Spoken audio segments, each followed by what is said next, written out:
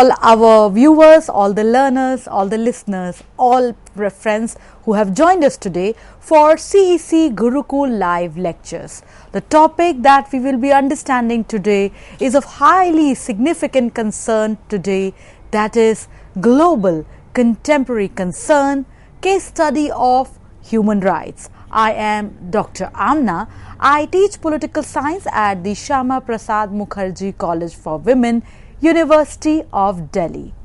As we begin our learning today on the topic global contemporary concern, human rights, the structure of our lecture today is divided into three parts. In the first part, we will try to understand the history, the context, the text of the idea of human rights. What are the definitions, articles that are involved in the concept of human rights? Followed by that, we will be looking at the institutional apparatus, both at the global as well as for India, wherein human rights and through which human rights are operationalized and executed. Followed by that, we will be looking at the shortcomings, the challenges that are involved in the concept of human rights. Now, at the outset, whenever we talk about human rights, the milestone document in the history and evolution of human rights is Universal Declaration of Human Rights. This declaration was proclaimed by United Nations General Assembly in Paris on 10th December 1948 through the General Assembly Resolution 217A. Now, this is akin to a common standard of achievement for all peoples and all nations. The Universal Declaration of Human Rights was translated in 500 other languages too. Now, this milestone achievement, the milestone document, as we say, Universal Declaration of Human Rights, definitely had a historical output also, a historical precursor to today's human rights documents.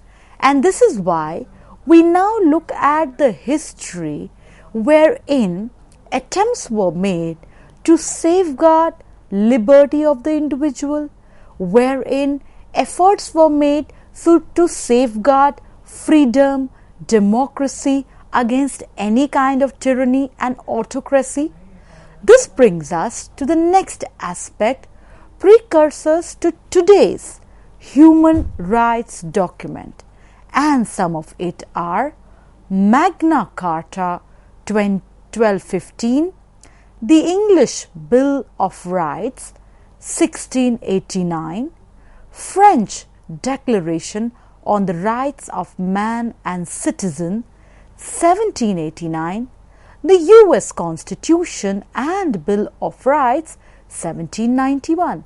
Now, all these documents signify the ethos, the ideals for which even human rights stand for. And this is why Magna Carta, English Bill of Rights, French Declaration on the Rights of Man and Citizen, US Constitution and Bill of Rights, they have been often looked upon as precursor to today's human rights documents. Now, when we look at the institutional apparatus also, attempts were made through various kinds of institutions, norms and regimes in order to safeguard human rights. Countries establish International Labour Organization ILO in 1919. The primary mandate of International Labour Organization was protecting the workers with respect to their rights, including their health and safety. Followed by that, the world witnessed the League of Nations, the establishment of the League of Nations at the end of the First World War. And one of the main principles which led to establishment of League of Nations was to avoid war, to avoid any kind of harm to human civilization, establish peace, respect trade and commercial navigation contracts, and thereby instill in a respect for minorities also. So therefore we are seeing that the idea, the values of human rights, the core ideas of dignity of the individual, respect for freedom, working together for peace, for betterment of human civilization were present in the main ideas that led to establishment of International Labour Organization in 1919 or the League of Nations at the end of the First World War. Followed by that, after the world witnessed the Second World War, the end of the Second World War led to world leaders, world countries getting together to establish United Nations. They were attempting to bolster international peace and preventing any kind of conflict in future. Now, when we are talking about establishment of United Nations, the ideas of President Franklin Delano Roosevelt in 1941 State of the Union address, where he spoke of a world founded on 4 essential freedoms: freedom of speech and religion, freedom from fear and want. All these ideas too definitely are reflected in the doctrine of human rights.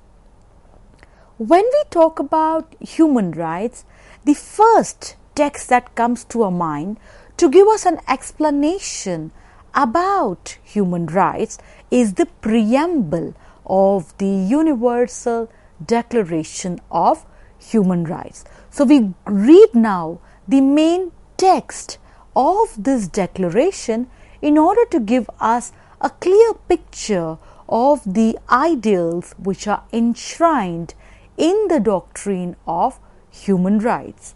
The preamble to the Universal Declaration of Human Rights talks about inherent dignity, faith in fundamental human rights, dignity and worth of the human person. It talks about common standard of achievement for all peoples and all nations to the end that very individual and every organ of society. Now, this preamble in itself is a very elaborate discussion and a reflection of the noble ideas for which human rights stand for. The preamble also says that keeping this declaration constantly in mind, one shall strive by teaching and education to promote respect for these rights and freedoms, and by persuasive measures, national and international. This also gives us an insight, this very line from the preamble that we are reading, insight into the mechanisms that can be involved in the execution and operation of human rights by nations across.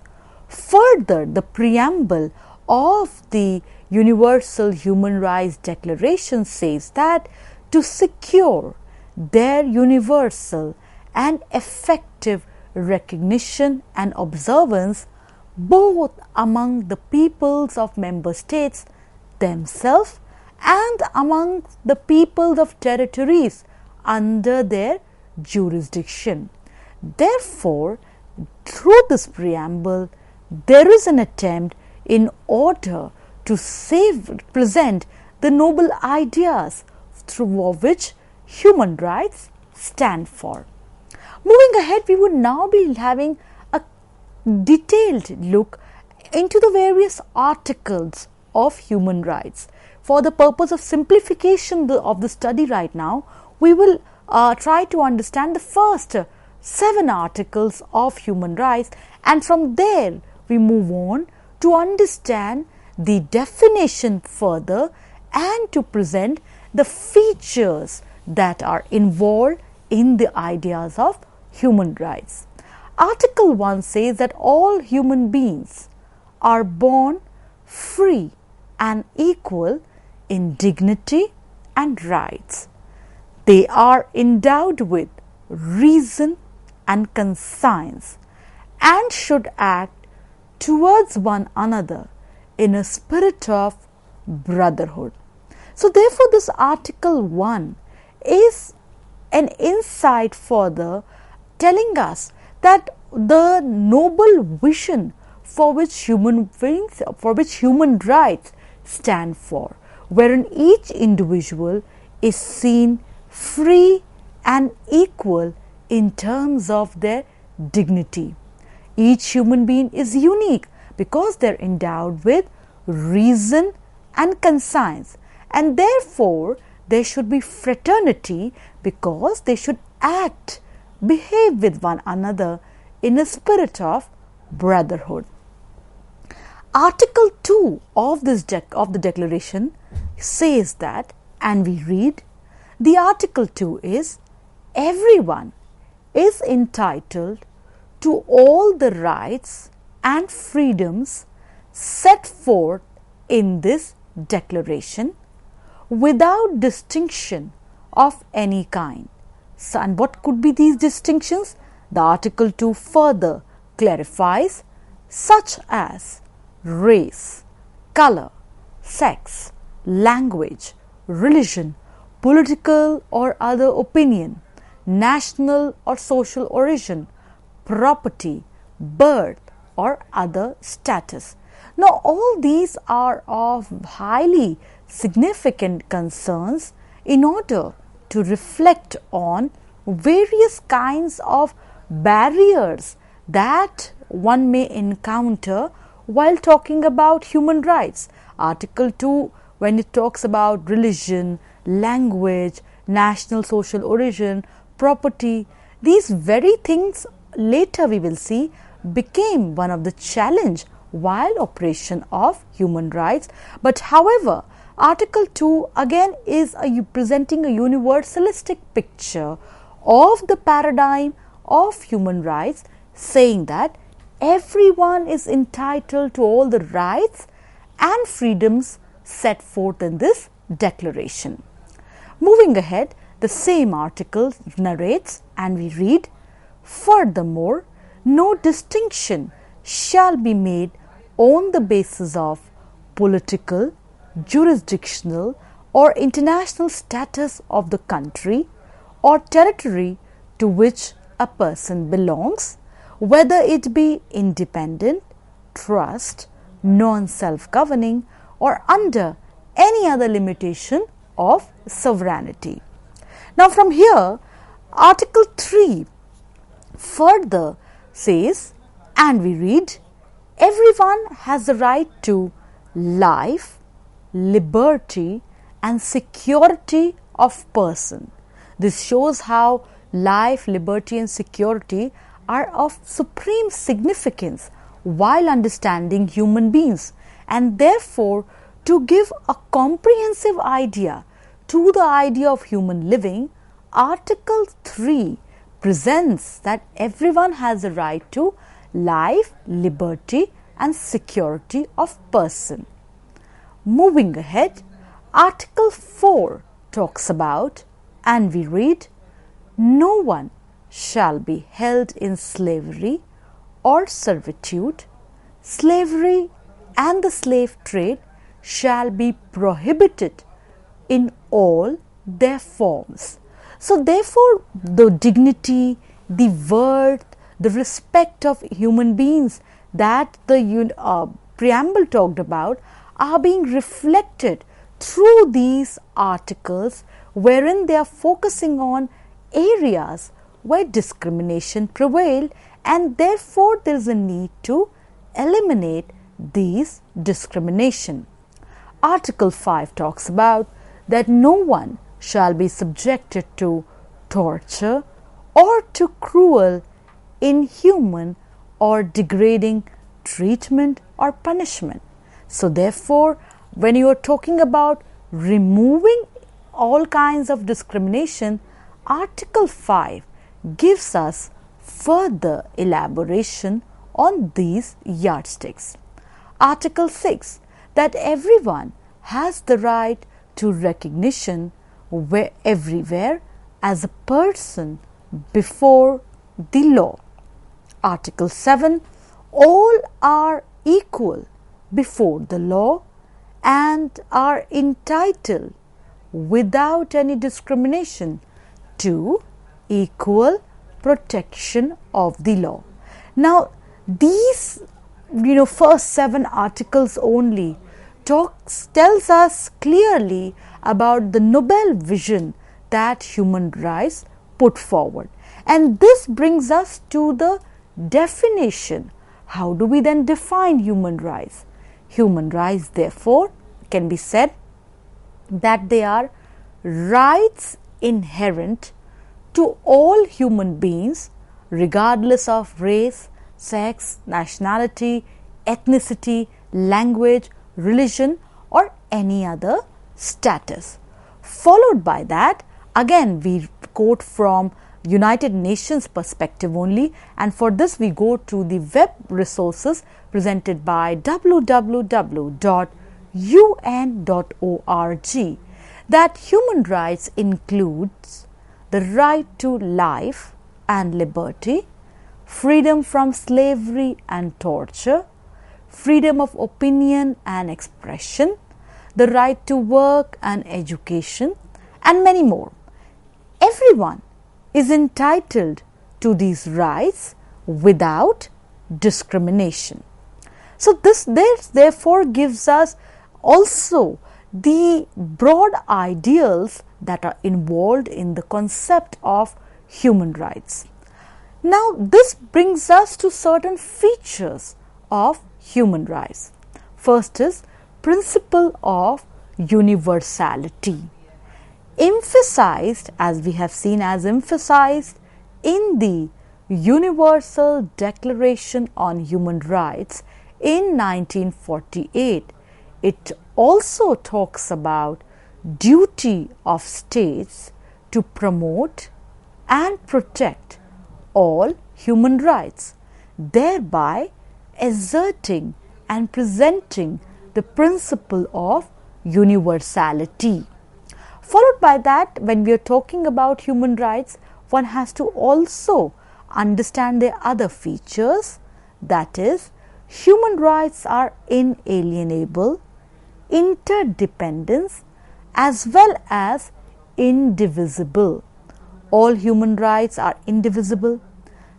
By the aspect of non-discrimination, it implies that they are applied to everyone. The principle of non-discrimination, inalienability applies to everyone in relation to all human rights and freedoms, and it prohibits discrimination both of rights as well as of obligations. Now, when we are talking about rights and obligations, it is essential here that no doubt we are entitled to our human rights, but at the same time we should also respect the human rights of the other. Therefore, while we are entitled to our human rights, it also implies duties and obligations, that is, we should also respect human rights of others. Now, when we talk about human rights, international human rights treaties give us an idea towards the institutional apparatus, towards the mechanisms that have been implied and in use in order to facilitate propagation of human rights, in order to ensure smooth functioning of various realms for betterment of human rights. And we now have a look at some of the international human rights treaties. Let's have a look. International Covenant on Civil and Political Rights, ICCPR, the International Covenant on Economic, Social and Cultural Rights, ICESCR, International Convention on the Elimination of All Kinds of Racial Discrimination, CERD. Now, these are treaties primarily for the realm of human rights. They have been there at the global realm, and there definitely is a mechanism in place to ensure their effective enforcement through the various state and national domestic policy making apparatus. The international human rights law lays down the obligations which states are bound to respect. Therefore, one has to see that how, by becoming parties to these international treaties, states assume obligations and duties under international law to respect, to protect and to fulfill human rights. Now, further, the human rights law, it lays down the obligations of the governments to act in certain ways or to refrain from certain acts in order to promote and protect human rights and fundamental freedoms of individuals and groups. Therefore, we now look at the fact that United Nations has defined a broad range of internationally accepted rights, including civil, cultural, economic, political and social rights, and definitely there are mechanisms within the UN system to promote and protect these rights. Let's have a look at the bifurcation or the division of rights into various categories. When we talk about economic, social and cultural rights, the rights that can be included under this jurisdiction are primarily the right to work in just and favorable conditions, the right to social protection, to an adequate standard of living, and to the highest attainable standards of physical and mental well-being.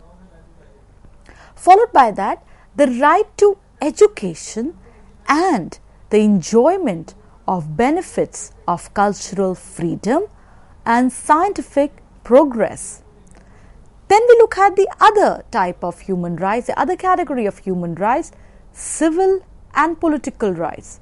And the kind of rights that are included here are freedom of movement, equality before the law, right to a fair trial, presumption of innocence, freedom of thought, conscience and religion, freedom of opinion and expression, peaceful assembly. So this shows us as to how in various jurisdictions, in various areas, in various realms, human rights definitely strive for betterment of human beings, to safeguard their dignity and worth, and at the same time, state mechanisms, international apparatus mechanisms are working to work out a certain degree of respect for promotion and protection of human rights. Then at the same time, when we are talking about civil and political rights, There are more kinds of rights here, that is freedom of association, participation in public affairs and elections, and protection of minority rights convention on the prevention and punishment of the crimes of genocide. So all of it are included in the civil and political rights aspect of human rights.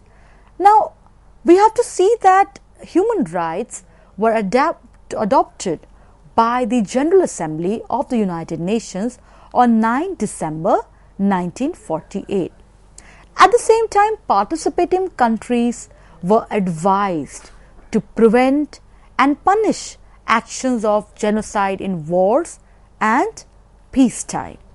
Now, this brings us to the next international convention that we must look as to how human rights have been propagated through various mechanisms and instruments. The International Convention on the Elimination of all forms of racial discrimination. As we all know, this is a United Nations Convention. It is third generation human rights instrument, and this convention commits its members to the elimination of racial discrimination and promotion of understanding amongst all races. Thereby, this convention also strikes chord with the basic idea of human right, that is dignity and worth of the individual. The next convention, that is Convention on the Rights of Persons with Disabilities. This is also an international human rights treaty of the United Nations.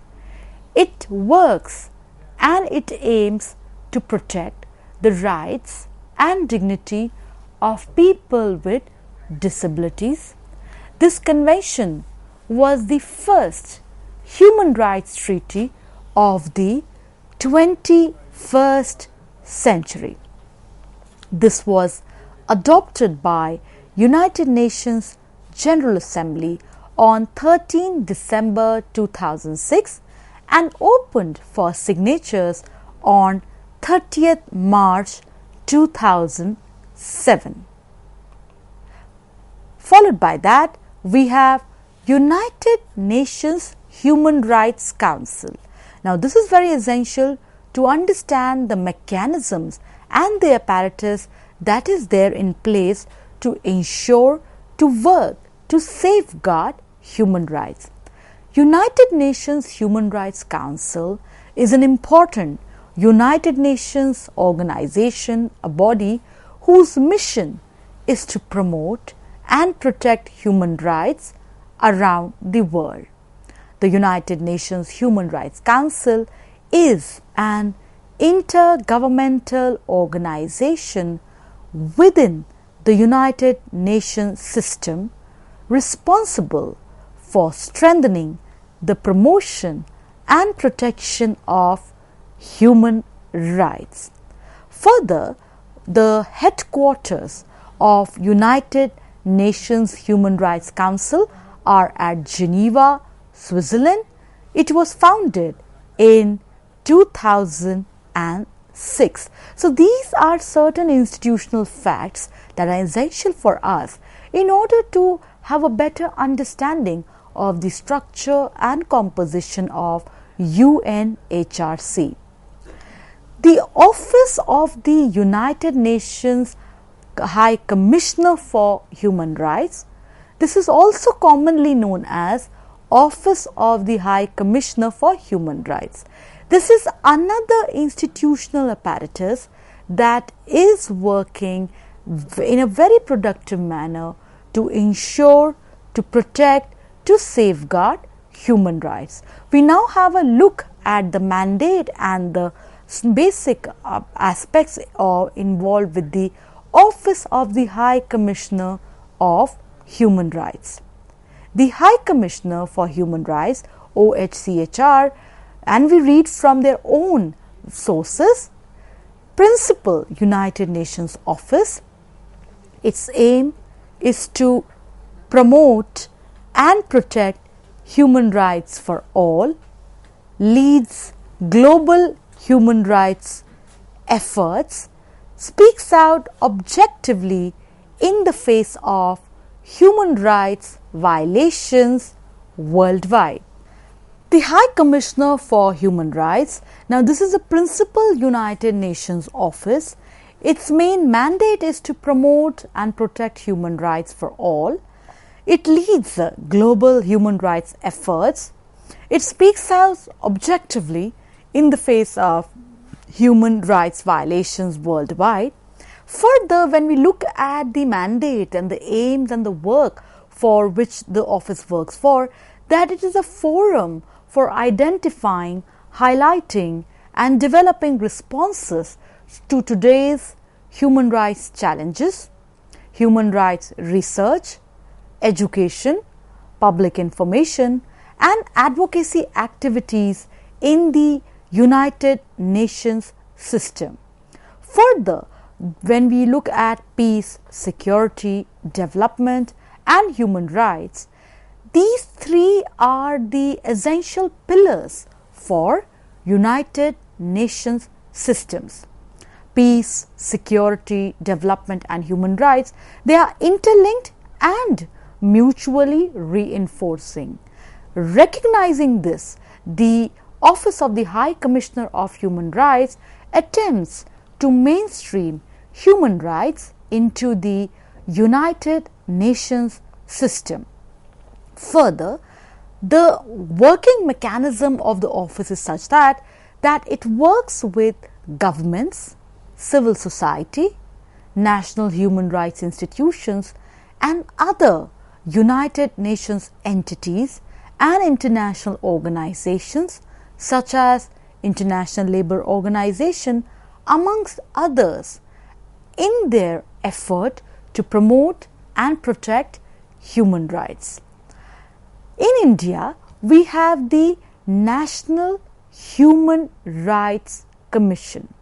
This is in conformity with the Paris Principles adopted at the first international workshop on national institutions for the promotion and protection of human rights held in Paris in October 1991 and endorsed by the General Assembly of the United Nations by its Regulation 14/134 of 28 December 1993.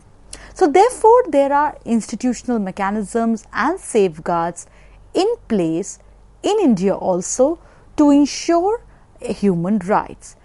NHRC, the National Human Rights Commission, is an embodiment of India's concern for the promotion and protection of human rights. To know more about the structure and composition of human rights, one must log in to nhrc.nic.in to give us an idea as to how the attempts have been made at various realms to safeguard human rights. Now, with this we come to the other aspect of our lecture, wherein we will look at certain challenges that are involved in the idea of human rights. We now quote Kofi Annan, former Secretary General, United Nations, and we read his quote. "We all know what the problems are, and we all know what we have promised to achieve. What is needed now is not more declarations or promises, but action to fulfill the promises already made." With this, we now look at the various challenges that are involved as we try to operationalize and ensure safeguarding the human rights. Certain human rights challenges, and we have researched upon this from humanrights.com. Poverty and global inequality. Today, the world is still divided with North versus South, developed versus developing, rich versus poor, In such scenario wherein opportunities are few, in such scenario where growth still bypasses many, such inequalities definitely do not augur well for the dignity of the individual, thereby impacting human rights. Discrimination. Whenever there are reports of discrimination of a person based on any capacity, based on sex, based on race, this discrimination definitely is an abuse of the dignity, self-respect and worth of the individual. This discrimination has been condemned. Sadly, there are many instances of discrimination reported at nations, at forums and several other diplomatic forums also. This discrimination definitely demands severe condemnation. Armed conflict and violence is another area wherein human rights are violated. Whenever there is an armed conflict, whenever there is an instance of violence, all of a sudden innocent civilians have been made victims of that. This victimization of innocent people is definitely a cause of concern for human rights. Impunity is one more human rights challenge.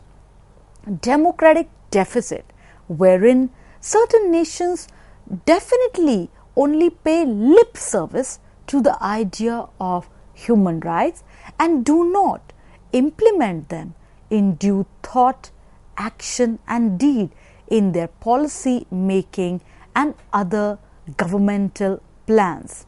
Weak institutions is another challenge for the application of human rights, wherein weak institutions only are seen to be paying respect to human rights only on paper. Certain kind of collective spirit is missing from the action of the institution. Followed by that, even for implementation, there is a challenge. We now highlight these challenges, again dwelling on from our research from humanrights.com. In terms of implementation, human rights have a challenge of knowledge gap. That is, the knowledge of the expert with respect to the grassroots, the knowledge of a human rights activist with respect to everyday person, a common person whose violation of human rights we are talking about. Further, capacity gap. That is, in terms of is the idea of human rights and the various demands of the human rights asking for too much on part of the state, because for any state, national interests, territorial integrity are of supreme importance. Quite often, certain concerns of human rights clash with these concerns, and thereby there is a question on the capacity mechanism of the respective state. Another challenge for the implementation of human rights, commitment gap. The same, that is, commitment for human rights may exist on paper, however, in terms of action, policy framework, governmental plans and programs, somewhere the respect for human rights is missing. And one of the last challenges which is there for implementation of human rights, the security gap. Now, when we look at these challenges for human rights, one also must at the same time understand the note that a lot of countries have done well in terms of implementation of the human rights. However, looking at the vast nature, looking at the concerns, immediate concerns of the state, somewhere there has been lacuna in terms of implementation. However, these challenges are being attempted by nations across the globe in order to safeguard human rights. Challenges exist, but at the same time, one cannot overlook the due action that is being taken place in order to overcome these challenges. When we are trying to understand human rights, at this hour we juxtapose a critical value here, that is Asian values perspective. We all know in the years of 1990s there was end of the Cold War followed by collapse of the Soviet Union. During the Cold War, the world was primarily seen in terms of bipolarity.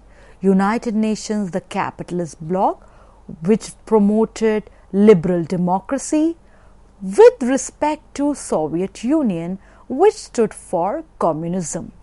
At this hour, once there is collapse of Soviet Union, when the liberal democracy is accepted as the universal norm, at the same time in the world there are new centers of power.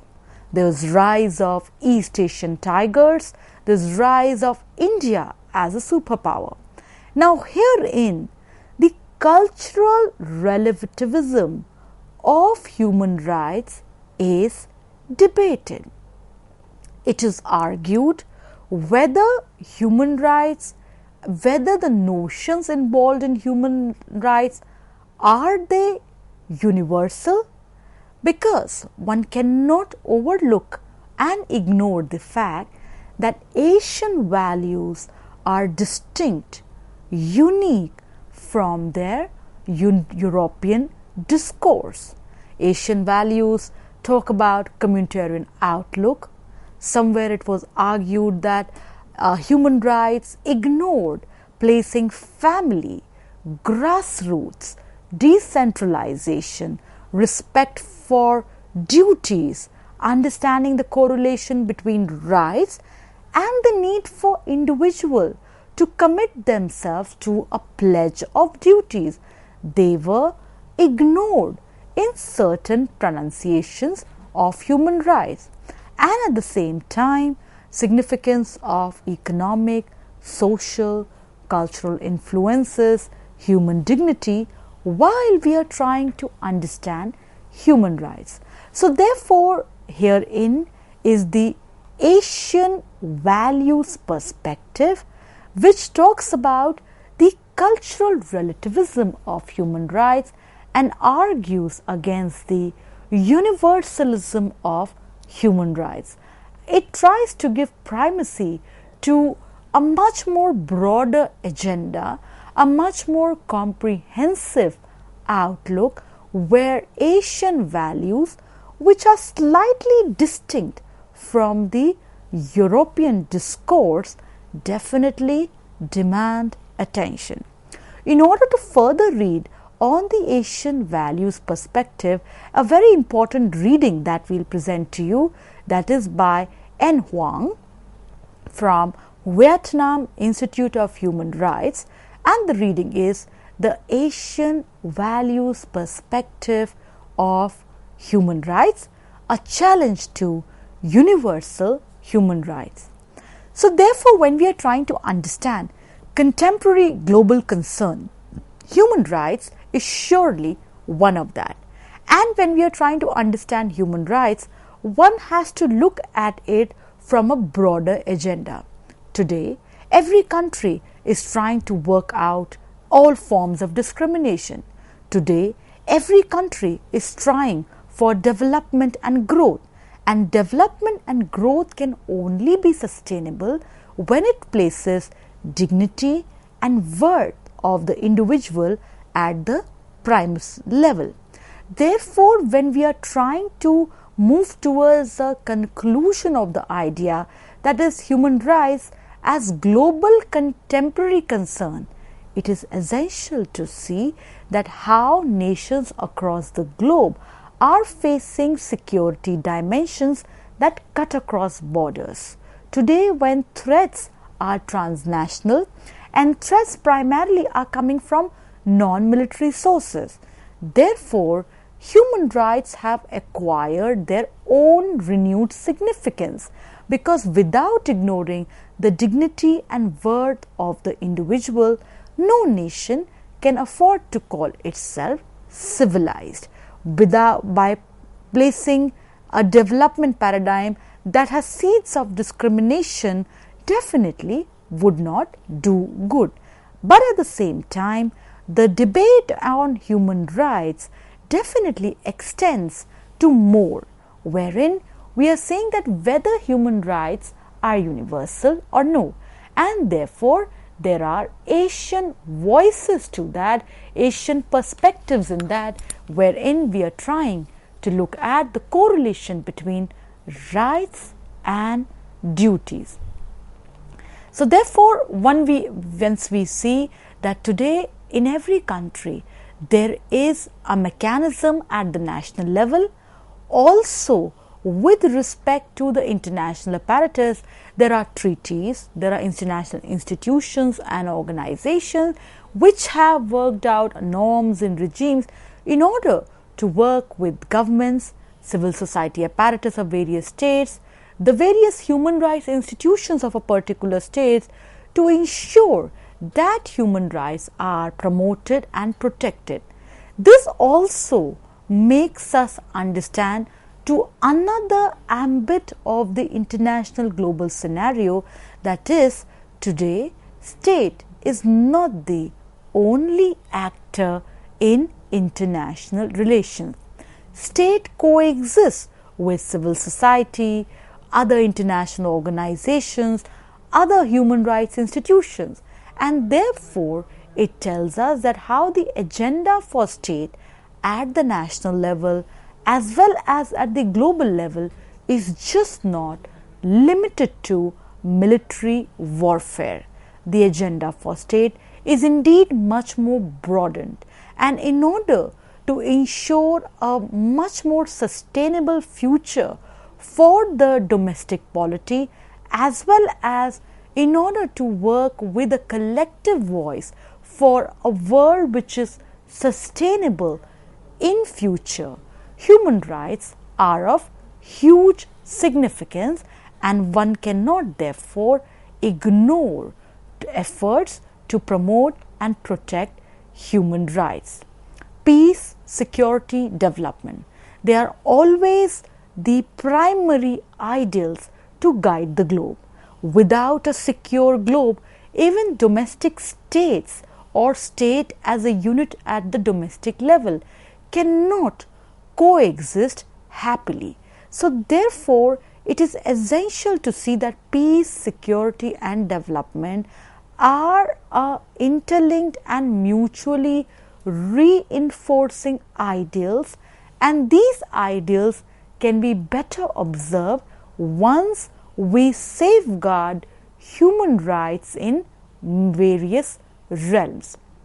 Therefore, alongside mainstreaming human rights via the United Nations system, where United Nations through its various specialized agencies, through various summits, conferences and various invaluable reports is working to safeguard human rights, at the same time it is essential to ensure that states also actively engage with the need to respect the human rights discourse. Now, when we have human rights mechanisms have to be again seriously looked into, and when we are trying to look at the various ambit of human rights, one has to see that they are mutually reinforcing. For example, right to work can be better ensured when there is right to education. Right to social protection can be better ensured when there is no presence of discrimination. right to physical and mental well-being can be better ensured when individuals can come together to enjoy benefits of cultural freedom and scientific progress. At the same time, when we are trying to look at the ambit of human rights, one also should not ignore the ambit of obligations and duties. For example, freedom of movement, expression and peaceful assembly also implies that while others are respecting my rights, I also as an individual duly respect their rights.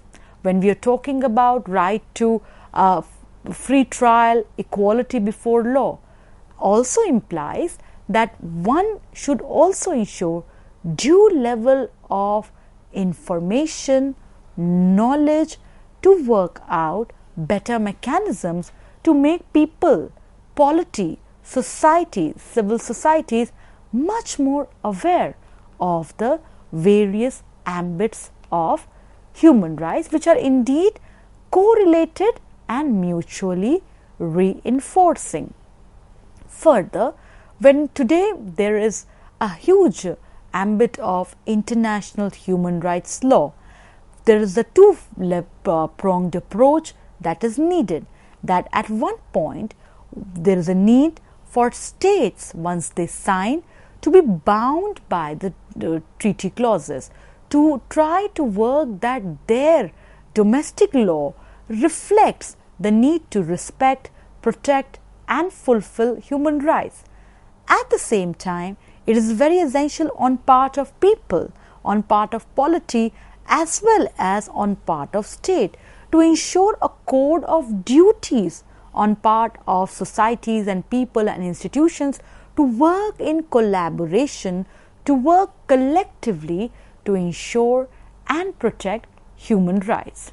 Now, of course, we have seen that today there are human rights treaties, from International Convention on Civil and Political Rights to International Convention on Elimination of All Forms of Racial Discrimination to International Convention on Economic, Social and Cultural Rights.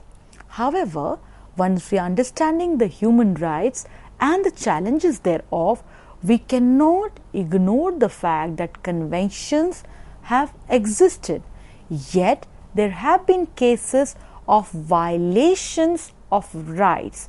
There have been cases of discrimination that have been reported. The need of the hour is to sensitize everyone in order to put a firm foot forward to instill respect for human dignity and human worth in all their due forms. And at the same time, one should also, when we are talking that human rights are inalienable, they are interdependent, they are indivisible, they talk of non-discrimination, one should not forget that this entails both rights and obligation. That is, while we are entitled to our human rights, we must also respect the rights of others. This way only it will lead to a way of better universality. This way only it will work in a much more comprehensive manner on part of states also to promote and protect rights, and this could be one of the best duties an individual can render to their state as well as to the global polity, that is looking at rights with respect to obligations. So therefore, human rights, rights which are inherent to all human beings regardless of any race, nationality, ethnicity, language and religion, they are a very important global contemporary concern. Today, every year, we are witnessing how Human Rights Day is being observed, and time and again, nations and individuals are committing themselves that everyone is entitled to rights and freedoms which have been set forth in the sacred Universal Declaration of Human Rights. Today, time and again, through various avenues, through education, curriculum, through media, one of the glaring significance of human rights is that today there are efforts being constantly made in order to ensure the real message of human rights, that is, all human beings are born free and equal in dignity and rights. This message is duly propagated in due thought and spirit in order to let everyone know about it. So therefore, as we conclude the lecture for today on understanding of human rights as a global contemporary concern, we must look at the idea of inherent dignity, faith in fundamental human rights, dignity and worth of the human person. This is why human rights is a global concern too, because it is about common standard. It is about a common yardstick of achievement of all peoples and all nations. Today, when we are trying to look at the ideas of peace and the need to ensure that there is no kind of conflict, time and again, the ideals, the visions of human rights have always presented these ideas, that is peace and preventing conflict. Therefore, one must always be ready to abide by the milestone document, that is Universal Declaration of Human Rights, and always take it in a sacred spirit that it is a common standard of achievement. Thereby, nations must jointly work together to always protect and safeguard human rights. We hope you all enjoyed the lecture today. We look forward to your queries and feedback. You have our email address. Do share your queries, feedback. Thank you everyone for joining for this live session of CEC Gurukul live lectures.